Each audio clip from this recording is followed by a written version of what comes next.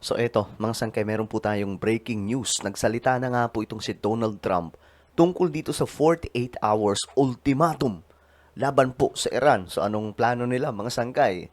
Lulusob na ba ang libu-libong mga sundalo ng Amerika sa Iran?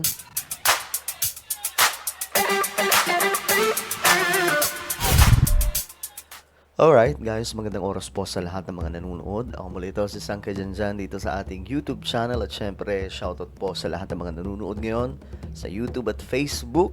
Hello guys.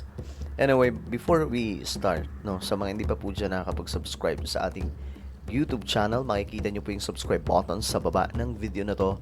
I-click nyo lamang po yung subscribe, i-click ang bell at i-click nyo po yung all. Sa mga nanonood naman po sa Facebook, i-follow nyo po yung ating Facebook page.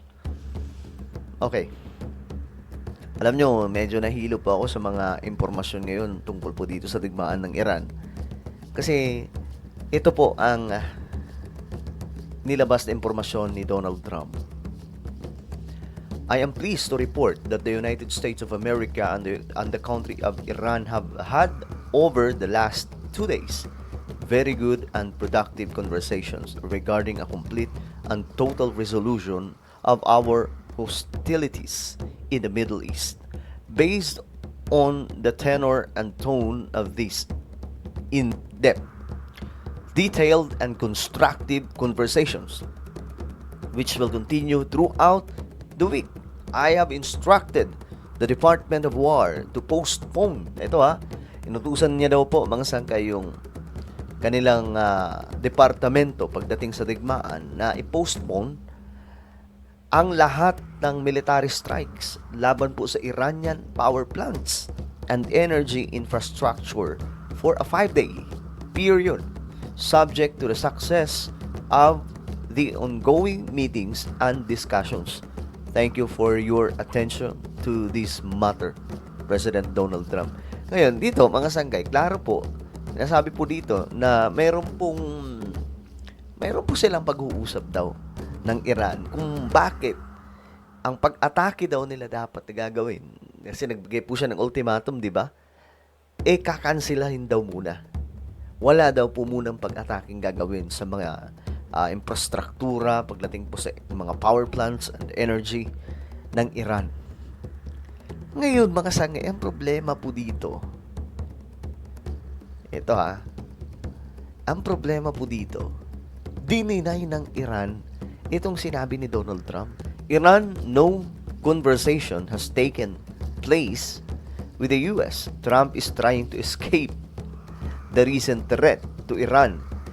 Iran state broadcaster, no talks between Iran and US. Sa madaling sabi, kumbaga hindi niya po ginawa yung 48 hours na planong pag-atake sa mga power plants ng Iran, at dahil dyan, gumawa na lang daw po ng kwento si Trump na kunwari nakapag-usap na ng Iranian government, Iranian leader, kasi imposible naman makikipag-usap si Trump sa kung sinong tao na wala naman po sa loob ng Iran, mga sangkay. Anong gagawin niya? Anong magagawa niya? Diba?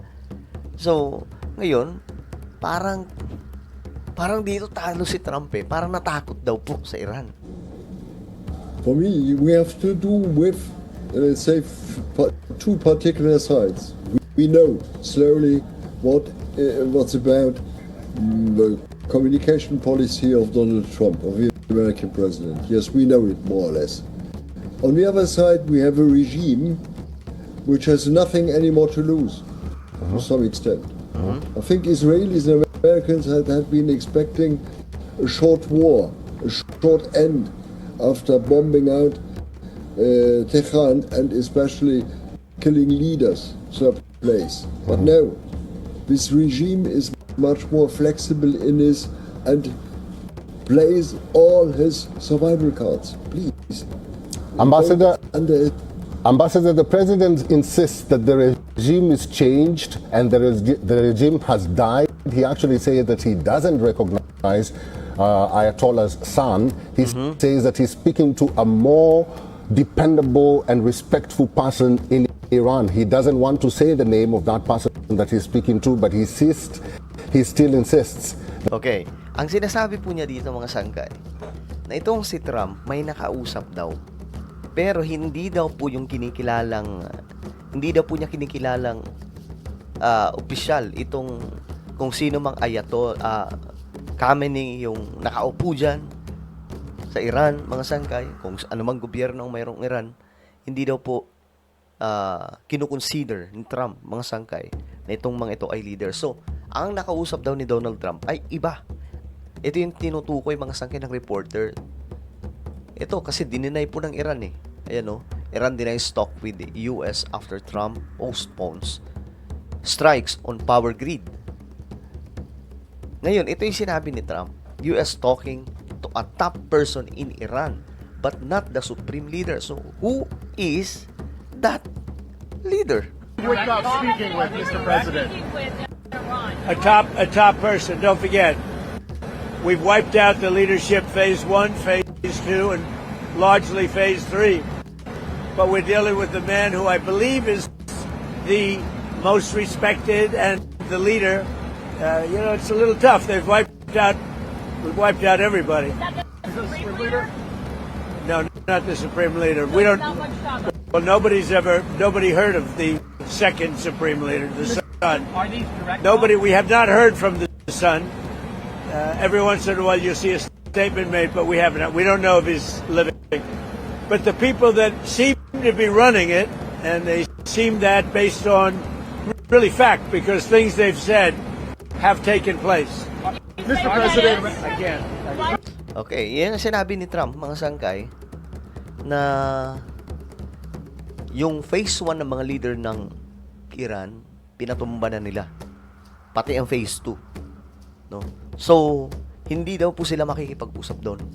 Makikipag-usap sila sa kung sino ang karapat dapat na mamuno sa Iran. At ito yung tinutukoy niya. Mga sangkay, sabi niya po dito, speaking in Iran, but it was not Iran's supreme leader, Ayatollah Mujtaba Khamenei. So, hindi daw po ito yung anak kasi na successor daw. So, had some leaders left. So, sino yun, mga sangkay?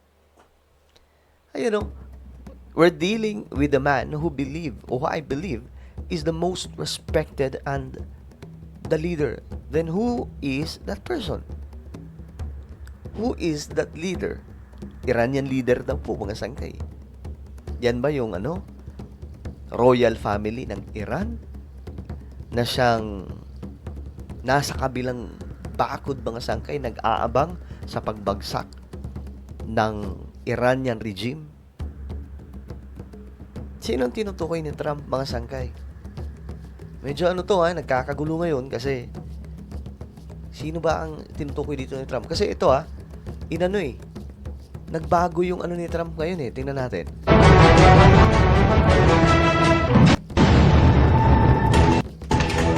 Mga kapuso, bago sa saksi, pinatitigil muna ni US President Donald Trump sa loob ng 5 araw ang unumang military strike laban sa mga power plant at iba pang infrastruktura ng Iran para sa enerhiya.